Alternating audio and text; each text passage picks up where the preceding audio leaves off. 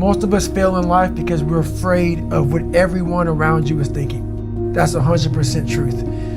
People, one thing you have to learn early in life, I didn't learn this till later on. I don't give a motherfucker. You can't care what anybody thinks about you. If I cared what people thought about me, you think I'd be yelling out here, doing a 105-pound ruck, talking shit? This is who I am. Find out who you are and own that motherfucker and tell people to go f themselves. I had to stop caring what people thought about me. I realized that everybody's up. That's the one thing I realized. I walked around and I put these people on a pedestal. Everybody was better than me. So I can't tell you anything about me because you're gonna judge me and I'm gonna feel even worse than what I am. What I realized, once I calmed my mind down and sat back and looked at how jacked up this world is, once you realize that you are not alone, everybody that's talking to you about how jacked up you are, only thing they've done better than you is they've hidden their f***ed up world better than you have. That's all they've done. We live by the narrative of other people. When I first called a recruiter to be a Navy SEAL and I was 297 pounds, the first recruiter looked at me and said, "You're not gonna be able to make this, man."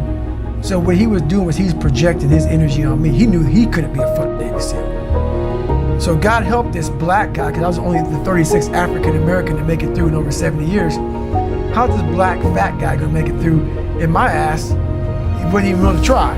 So he's projecting it. So a lot of us who are negative people, all we do is project how we feel on other people. A lot of times I'll be in a tourism mile run or something like that, and I'm all jacked up. Body's broken, mind's broken, spirit's broken. I started to say, what if I can pull this off? When I first walked into the Navy SEAL recruiter's office, he looked at me and said, there's only been 35 African Americans in 70 years make it through. You know what I said to myself? What if I can be the 36th? It's the what if I can pull off a fucking miracle. What if I can become someone that no one thinks I can be?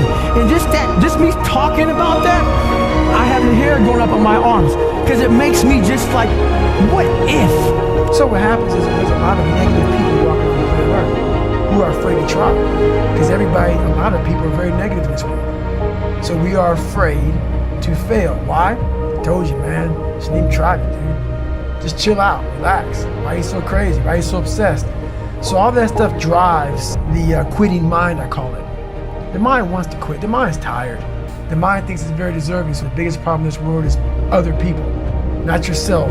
It's other people in your head. They are puppet mastering you pretty much on your life. My next door neighbor 2 months ago, she just killed herself. Tons of veterans I know, they killed themselves.